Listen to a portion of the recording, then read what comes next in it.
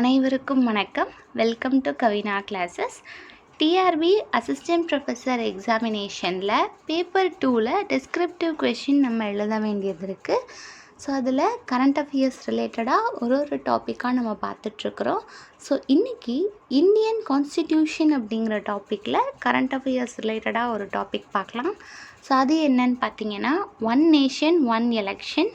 So இந்த டாப்பிக்லேருந்து ஒரு எஸ்ஸேவாக கொண்டு வரணும் அப்படின்னா என்னென்ன இன்க்ளூட் பண்ணணும் அப்படிங்கிறது தான் இந்த வீடியோவில் பார்க்க போகிறோம். ஸோ வாங்க பார்க்கலாம். ஃபஸ்ட்டு நம்ம ஒன் நேஷன் ஒன் எலெக்ஷன் அப்படின்னா என்னன்றதை தெரிஞ்சுக்கணும். ஸோ ஒன் நேஷன், ஸோ ஒரே ஒரு நேஷன், நம்மளுடைய மொத்த நாட்டுக்குமே ஒன் எலெக்ஷன், ஒரே ஒரு எலெக்ஷன்னா கண்டக்ட் பண்ண போகிறோம் அப்படிங்கிறது தான் ஒன் நேஷன் ஒன் எலெக்ஷன் அப்படிங்கிறது. நம்மளுடைய நாட்டில் மக்கள் பிரதிநிதிகளை தேர்ந்தெடுக்கிறதுக்கு 2 விதமாக எலெக்ஷன் நடக்கும். ஒன்று எம்எல்ஏக்களை தேர்ந்தெடுத்து சட்டமன்றத்துக்கு அனுப்பக்கூடிய எலெக்ஷன், இன்னொன்று எம்பிக்களை தேர்ந்தெடுத்து மக்களவைக்கு அனுப்பக்கூடிய எலெக்ஷன். ஸோ இந்த ரெண்டுமே தான் மக்கள் நேரடியாக அவங்களுடைய வாக்குகளை செலுத்தி மக்கள் பிரதிநிதிகளாக தேர்ந்தெடுத்து அனுப்புகிறாங்க. இந்த 2 எலெக்ஷனையுமே ஒரே டைமில் கண்டக்ட் பண்ணோம் அப்படின்னா அதை தான் ஒன் நேஷன் ஒன் எலெக்ஷன் அப்படின்னு சொல்கிறாங்க. ஸோ ஒரே நேரத்தில் கண்டக்ட் பண்ணுறோம் அப்படின்னா ஒருக்க ஓட் போடும்போதே எம்எல்ஏக்கான ஓட்டும் எம்பிக்கான ஓட்டையும் நம்ம பதிவு செஞ்சிடணும் அப்படிங்கிறது அர்த்தம் கிடையாது. ஸோ இது என்ன பண்ணுறாங்க அப்படின்னா ஒரு ஃபேஸாக கண்டக்ட் பண்ணுவாங்க. எம்பிக்கு எலெக்ஷனுக்கு ஒரு ஃபேஸாகவும் எம்எல்ஏ எலெக்ஷனுக்கு ஒரு ஃபேஸாகவும் கண்டக்ட் பண்ணுவாங்க. இந்த மாதிரி ஒரு ஃபேஸாக கண்டக்ட் பண்ணுறதுனால இதுக்கு சைமல்டேனியஸ் எலெக்ஷன்ஸ் அப்படிங்கிற பேரும் கொடுக்குறாங்க. அப்போது ஒன் நேஷன் ஒன் எலெக்ஷன் அப்படின்னாலும் சைமல்டேனியஸ் எலெக்ஷன்ஸ்னாலும் நம்மளுக்கு ஒன்று தான். ஸோ நம்மளுடைய சட்டமன்ற எலெக்ஷனையுமே நம்மளுக்கு ப்ரீவியஸாக பார்த்தோம் அப்படின்னா ஒரு ஃபேஸாக கண்டக்ட் பண்ணியிருந்திருக்காங்க. இப்போது ரீசெண்டாக பீகார் எலெக்ஷனுமே நம்மளுக்கு 2 ஃபேஸாக கண்டக்ட் பண்ணாங்க. நம்மளோட இந்த ஒன் நேஷன் ஒன் எலெக்ஷன்லேயுமே ஒரு ஃபேஸாக நாங்கள் எலெக்ஷன்ஸ் கண்டக்ட் பண்ணுவோம், அதாவது 2 ஃபேஸாக கண்டக்ட் பண்ணுவோம் அப்படிங்கிற மாதிரி தான் அவங்க ஃபைனலைஸ் பண்ணி சொல்லியிருக்கிறாங்க. சரிங்களா? ஸோ இந்த ஒன் நேஷன் ஒன் எலெக்ஷன் அப்படிங்கிற கான்செப்ட், எம்எல்ஏ எம்பிஸ் இந்த 2 எலெக்ஷனையுமே ஒரு சேர ப்ரீவியஸாக நம்மளுடைய எலெக்ஷனில் நடத்தியிருக்கோமா அப்படின்னு கேட்டோன்னா நம்மளுடைய எலெக்ஷன் ஹிஸ்ட்ரியிலேயே நம்ம நடத்தியிருக்கோம்.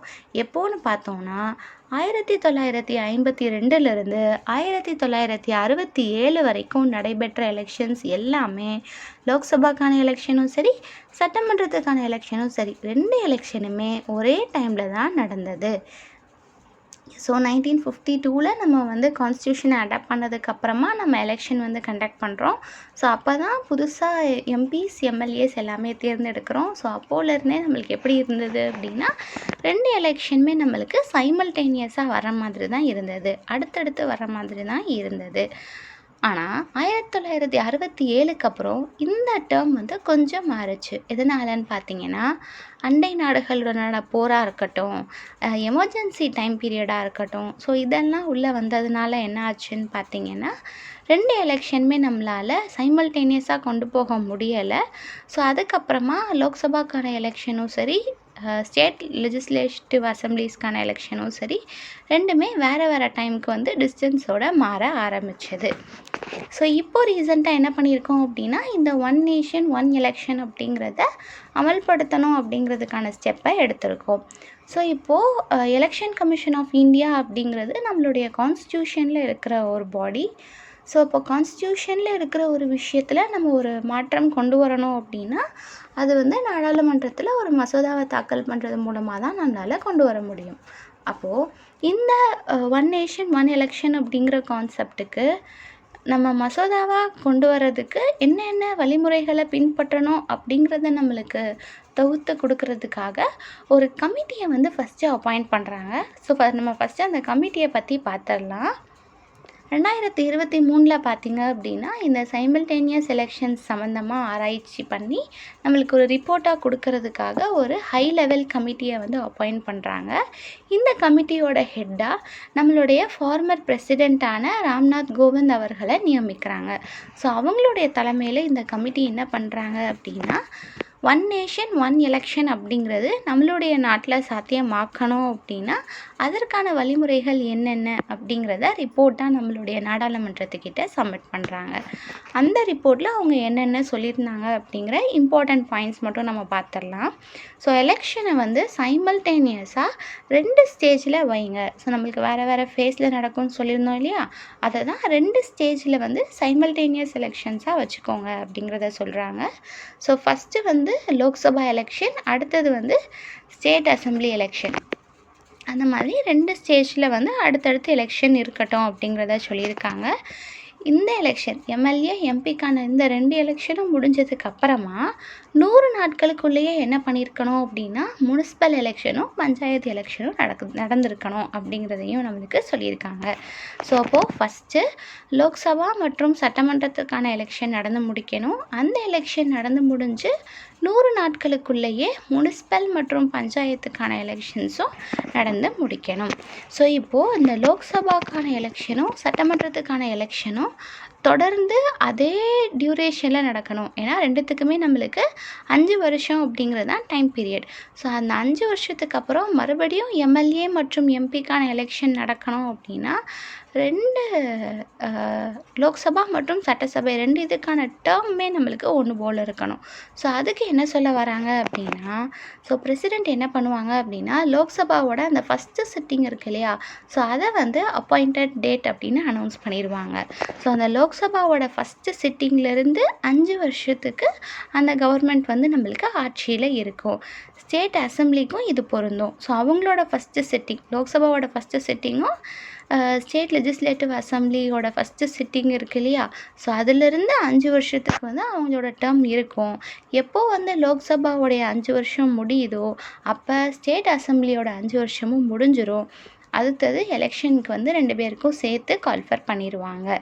ஒருவேளை ஒரு ஸ்டேட் அசம்பிளியோ இல்லை லோக்சபாவோ ஏதோ ஒரு காரணத்தினால நம்மளுக்கு வந்து நோ கான்ஃபிடன்ஸ் மோஷன் கொண்டு வந்துட்டாங்க, அப்படி இல்லைன்னா ஹங் ஹவுஸாக இருக்குது, தொங்கு பாராளுமன்றமாக இருக்குதுன்னு சொல்லுவோம் இல்லையா, ஸோ அப்படி இருக்குது, பெரும்பான்மை இல்லாமல் இருக்குது அப்படின்னா அந்த லோக்சபாவோ அந்த சட்டமன்றமோ 5 வருஷம் முடியறதுக்கு முன்னாடியே கலைக்கப்படும். அந்த டைமில் என்ன பண்ணுவாங்க அப்படின்னா அந்த 5 வருஷம் முடியறதுக்கு மீதமுள்ள காலங்கள் இருக்கும் இல்லையா, அந்த காலத்திற்கு மட்டும் என்ன பண்ணுவாங்க அப்படின்னா புதுசாக எலெக்ஷன் நடத்தி அந்த எலெக்ஷனில் ஜெயிக்கிறவங்க வந்து ஆட்சி அமைப்பாங்க. ஸோ அவங்களுக்கு ஃபுல்லாக 5 வருஷன்றது கிடையாது. ஃபஸ்ட்டு எலெக்ட் ஆனவங்க எவ்வளோ மிச்சம் டைம் வச்சுருக்காங்களோ அந்த டைமுக்கு மட்டும்தான் இந்த புதுசாக எலெக்ஷனில் ஜெயித்தவங்க வந்து ஆட்சி அமைச்சிக்க முடியும். ஸோ இதை தான் வந்து இவங்க வந்து ரெக்கமெண்டேஷன்ஸாக கொடுத்துருப்பாங்க. ஸோ இதன் மூலமாக எலெக்ஷனில் என்ன ரிஃபார்ம்ஸ் வரும் அப்படின்னு பார்த்தோம்னா சிங்கிள் எலக்ட்ரோரல் ரோல் இருந்தாலே போதும். அதாவது பார்லிமெண்ட் எம்பி ஓட்டு போடுறதுக்கு தனியாக ஒரு எலக்ட்ரோரல் ஸ்லிப்பும் எம்எல்ஏக்கு ஓட்டு போடுறதுக்கு தனியாக ஒரு எலக்ட்ரோரல் ஸ்லிப்பும் ரெடி பண்ணணுன்றது அவசியம் இல்லை. ஒரே ஒரு சிங்கிள் எலக்ட்ரோரல் ஸ்லிப் மட்டும் நம்ம ரெடி பண்ணால் போதும். அதை வச்சு எம்எல்ஏ எலெக்ஷன் எம்பி எலெக்ஷன் 2மே நம்ம கம்ப்ளீட் பண்ணி முடிச்சிடலாம். ஸோ எலெக்ஷனோட ப்ராசஸ்ன்னு பார்க்கும்போதுல ரொம்ப ஸ்மூத்தாக ரன் ஆகுறதுக்கு இந்த ஒன் நேஷன் ஒன் எலெக்ஷன் அப்படிங்கிற கான்செப்ட் வந்து ரொம்பவே எஃபெக்டிவாக இருக்கும் அப்படிங்கிறது தான் இந்த கமிட்டியினுடைய ரிப்போர்ட்டாக வந்து நம்மளுக்கு சப்மிட் பண்ணியிருக்காங்க. இப்போது இந்த கமிட்டியினுடைய ரிப்போர்ட்டின் மூலமாக என்ன பண்ணுறாங்க அப்படின்னா நம்மளுடைய நாடாளுமன்றத்தில் வந்து மசோதாக்களை வந்து தாக்கல் செய்கிறாங்க. அந்த மசோதாக்கள்கள் என்ன சொல்லியிருக்காங்க அப்படிங்கிற டீட்டெயில்ஸ் நம்ம பார்த்துடலாம் வாங்க. ஸோ இந்த மசோதாக்களில் என்ன சொல்லியிருப்பாங்க அப்படின்னா நம்மளுடைய கான்ஸ்டியூஷன் அமெண்ட்மெண்ட் பில் வந்து கொண்டு வந்திருப்பாங்க. அதாவது அரசியலமைப்பு சட்டத்திருத்த மசோதா கொண்டு வந்திருப்பாங்க. இது 129வது அரசியலமைப்பு சட்டத்திருத்த மசோதா 2024 தான் இதை வந்து கொண்டு வந்திருப்பாங்க. ஸோ இதன் அடிப்படையில் ஒன் நேஷன் ஒன் எலெக்ஷனை அமல்படுத்துறதுக்காக நம்மளோட அரசியலமைப்பில் சில திருத்தங்கள் பண்ண போகிறோம். ஒரு 3 ஆர்டிக்கலில் திருத்தங்கள் இருக்குது. அது என்னன்னு பார்த்துடலாம். ஆர்டிக்கல் 82A அப்படின்னு புதுசாக ஒன்று கொண்டு வர போகிறோம்.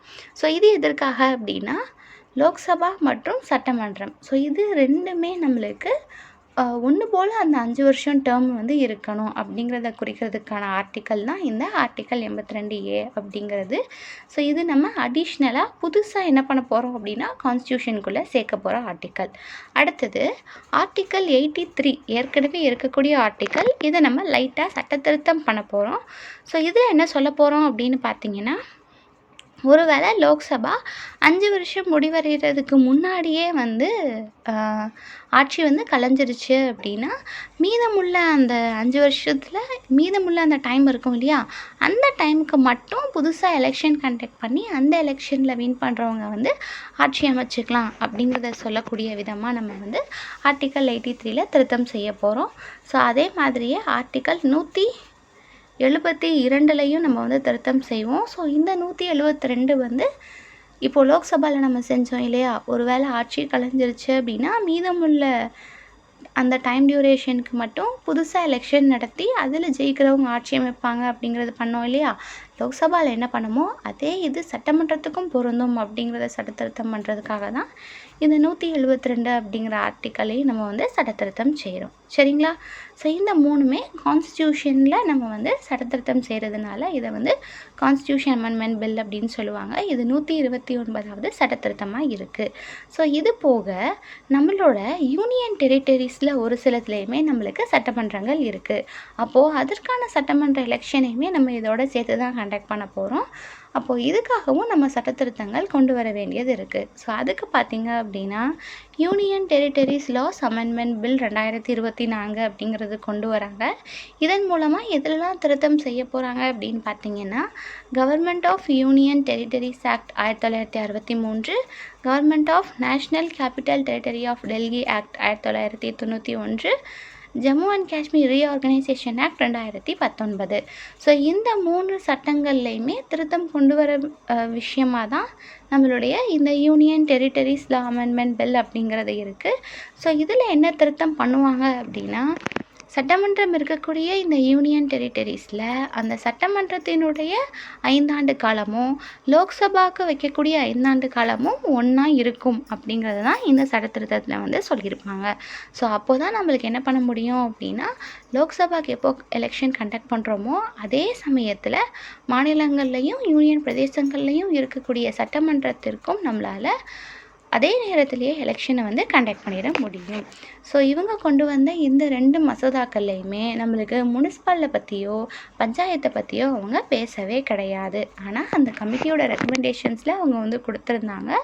நாடாளுமன்றம் அதை மசோதாவாக மாற்றும் போதில் அது 2யும் அவங்க வந்து இன்க்ளூட் பண்ணலை. ஸோ அதையும் நம்ம முக்கியமாக பார்த்துக்கிடணும். சரிங்களா. ஸோ இதுதான் என்ன பண்ணியிருக்காங்க அப்படின்னா, கமிட்டியின் மூலமாக மசோதாவாக வந்து பார்லிமெண்ட்டில் வந்து அவங்க வந்து அறிவிச்சிருக்காங்க. ஸோ இதற்கு அடுத்தபடி என்ன நடந்துச்சு அப்படின்னு பார்த்தோன்னா, இந்த மசோதாக்கள் விவாதத்துக்கு வந்த போதில் இதை பற்றி இன்னும் டீட்டெயிலாக நம்ம வந்து ஒர்க் பண்ண வேண்டியது இருக்குது அப்படின்னு சொல்லிட்டு இந்த 2 மசோதாக்களையுமே ஜாயின்ட் பார்லிமெண்ட்ரி கமிட்டிக்கு வந்து அனுப்பி வச்சுட்டாங்க. ஸோ அந்த கமிட்டி மறுபடியும் இந்த 2 மசோதாக்களையும் ஆய்வு செஞ்சு அதற்கான ரிப்போர்ட்டை வந்து சப்மிட் பண்ணுவாங்க. ஸோ அந்த ரிப்போர்ட்டை சப்மிட் பண்ணதுக்கு அப்புறமா தான் ஒன் நேஷன் ஒன் எலெக்ஷன் அப்படிங்கிறது அமல்படுத்தப்படுமா படாதா அப்படிங்கிறது எல்லாமே முடிவாகப்படும். ரீசெண்டாக 16வது ஃபினான்ஸ் கமிஷனுடைய சேர்மேனான அரவிந்த் பனகாரியா அவங்களுமே சைமல்டேனியஸ் எலெக்ஷன்ஸ் கொண்டு வந்தோம் அப்படின்னா நம்மளுடைய இந்தியாவுக்கான கவர்னன்ஸ் வந்து நல்லாயிருக்கும் அப்படிங்கிற மாதிரி அவங்களோட கருத்தையுமே வந்து தெரிவிச்சிருந்துருப்பாங்க. ஸோ இப்போ அடுத்து ஜாயின்ட் பார்லிமெண்ட்ரி கமிட்டியோட முடிவின் அடிப்படையில் தான் இதற்கான அடுத்த டெசிஷன் வந்து இருக்குது. ஸோ இன்றைக்கி டேட்டில் ஒன் நேஷன் ஒன் எலெக்ஷன் அப்படிங்கிற கான்ஸ்டியூஷனல் ஸ்டேட்டஸ் மசோதா தாக்கல் பண்ணி பார்லிமெண்ட்ரி கமிட்டிக்கு சப்மிட் பண்ணதோடு நிற்கிது. சரிங்களா. ஸோ இதற்கு அடுத்து நம்ம என்ன பார்க்க போகிறோம் அப்படின்னு பார்த்தீங்கன்னா, 1967லேருந்து 2023 நம்ம வந்து ஒன் நேஷன் ஒன் எலெக்ஷன் வேணும் அப்படின்ட்டு நம்ம கமிட்டி போடுற வரைக்குமே இந்த இடைப்பட்ட காலகட்டத்தில் இது மாதிரி ஒரே மாதிரி எலெக்ஷன் கண்டக்ட் பண்ணிக்கலாம் அப்படிங்கிற ஐடியாலஜி வேறு யாருக்குமே வரலையா அப்படிங்கிற தாட் இருந்தது அப்படின்னா அப்படி கிடையாது. நிறைய பேர் என்ன பண்ணியிருக்காங்க அப்படின்னா, இந்த இடைப்பட்ட காலத்துலேயுமே ஒன் நேஷன் ஒன் எலெக்ஷன் இருக்கணும் அப்படிங்கிறத தெரிவிச்சிருக்காங்க. ஸோ அது எந்த கமிட்டிஸ் அப்படிங்கிறத நம்ம இப்போ பார்த்துடலாம். எலெக்ஷன் கமிஷன் ஆஃப் இந்தியா 1983 என்ன சொல்லியிருப்பாங்க அப்படின்னா, நம்ம வந்து சைமல்டேனியஸ் எலெக்ஷன்ஸ் வந்து கொண்டு வரணும். லோக்சபா மற்றும் சட்டமன்றம் 2த்துக்குமே ஒரே நேரத்தில் எலெக்ஷன் வந்து கண்டக்ட் பண்ணிக்கணும்னு சொல்லியிருப்பாங்க. லா கமிஷன் 170வது ரிப்போர்ட் 1999 வெளியிட்டிருந்ததுலேயுமே 2 ஃபேஸில் நம்ம வந்து சைமல்டேனியஸ் எலெக்ஷன்ஸை வந்து கண்டக்ட் பண்ணிக்கலாம் அப்படிங்கிறத தெரிவிச்சிருந்திருப்பாங்க. அடுத்தபடியாக parliamentary standing committee on law and justice 2015 அவங்களோட ரிப்போர்ட்டை கொடுக்கும்போதில் அவங்களுமே நம்ம வந்து சைமல்டேனியஸ் எலெக்ஷன்ஸ் கண்டக்ட் பண்ணிக்கலாம். ஸோ அப்போது தான் வந்து நம்மளுக்கான எலெக்ஷன் சம்மந்தமான செலவினங்கள் குறையும். அந்த செலவினங்கள் குறைகிறதன் மூலமாக நம்மளால் என்ன பண்ணிக்க முடியும், நம்மளுடைய நாட்டை வந்து இன்னும் வளமாக கொண்டு போக முடியும், கவர்னன்ஸ்லேயுமே நம்மளால் கவனம் செலுத்த முடியும் அப்படிங்கிறத வலியுறுத்தி வந்து சொல்லியிருந்திருப்பாங்க. அடுத்தபடியாக டிராஃப்ட் லா கமிஷன் ரிப்போர்ட் 2018 என்ன சொல்லியிருப்பாங்க அப்படின்னா, சைமல்டேனியஸ் எலெக்ஷன்ஸ் வந்து நம்ம கண்டக்ட் பண்ணிக்கலாம். அதை கண்டக்ட் பண்ணுறதுக்கு தேவையான அரசியலமைப்பு சட்ட திருத்தங்கள் எல்லாமே பண்ணிவிட்டு அதுக்கப்புறமா இதை வந்து நம்ம நடைமுறைப்படுத்தலாம் அப்படிங்கிற மாதிரி சொல்லியிருப்பாங்க. ஸோ இந்த இடைப்பட்ட காலங்கள்லேயுமே நிறைய கமிட்டிஸ் வந்து நம்மளுக்கு சைமல்டேனியஸ் எலெக்ஷன்ஸ் வேணும் அப்படிங்கிறத வலியுறுத்தி நம்மளுக்கு சொல்லியிருப்பாங்க. அது மசோதாவாக வந்து 2024 தான் நம்மளுக்கு மாறி இருக்கு.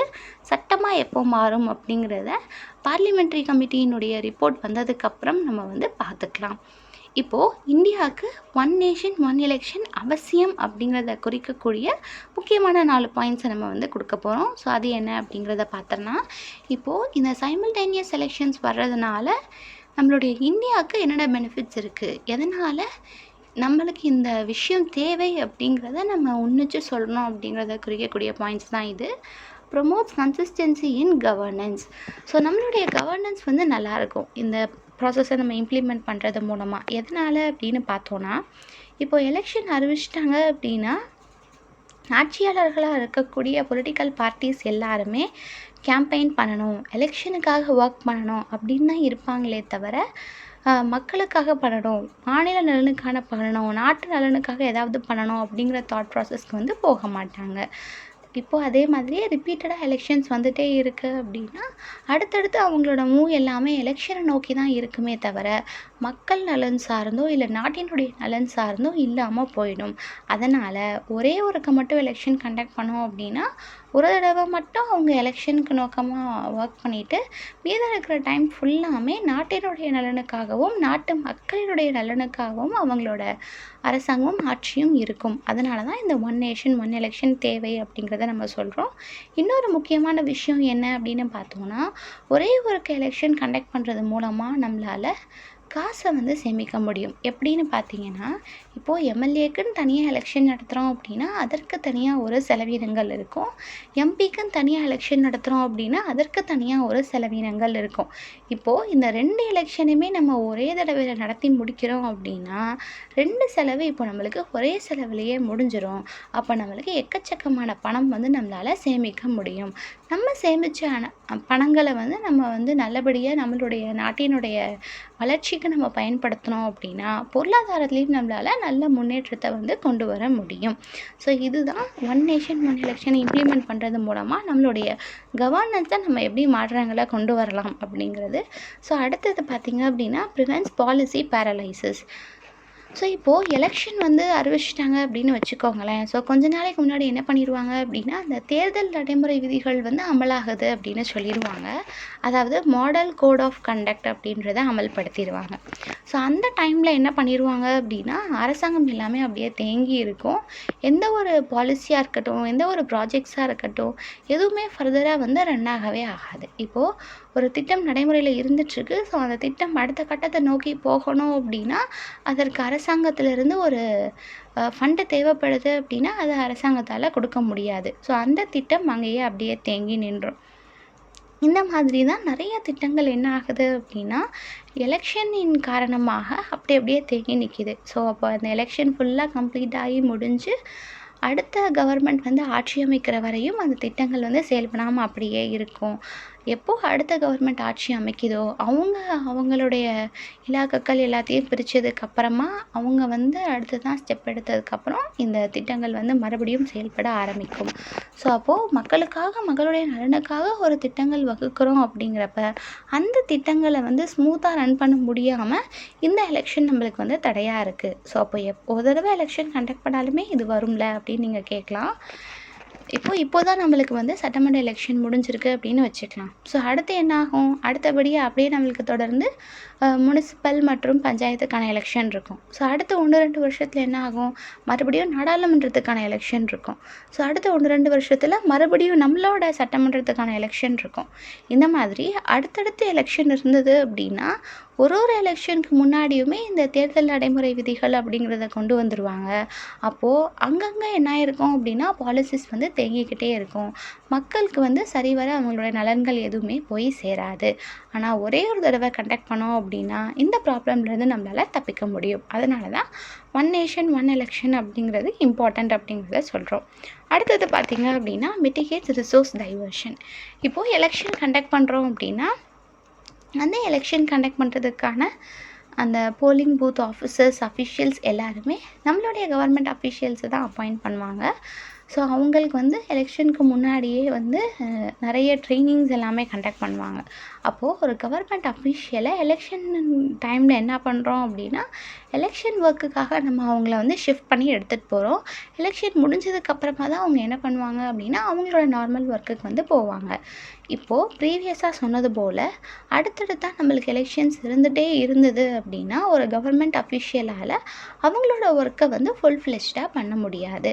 ஆனால் ஒரே ஒரு தடவை தான் எலெக்ஷன் கண்டக்ட் பண்ணுறோம் அப்படிங்கிறப்ப அந்த ஒரு தடவை எலெக்ஷன் ஒர்க்கை கம்ப்ளீட் பண்ணிவிட்டு ரிமைனிங் டைம் எல்லாமே என்ன பண்ணிக்கலாம் அப்படின்னா அவங்களோட மெயின் ஒர்க்கை அவங்க கான்சன்ட்ரேட் பண்ணி பண்ண முடியும். ஸோ அதுதான் இந்த மிட்டிகேட்ஸ் ரிசோர்ஸ் டைவர்ஷன் அப்படிங்கிறது குறிக்கக்கூடியது.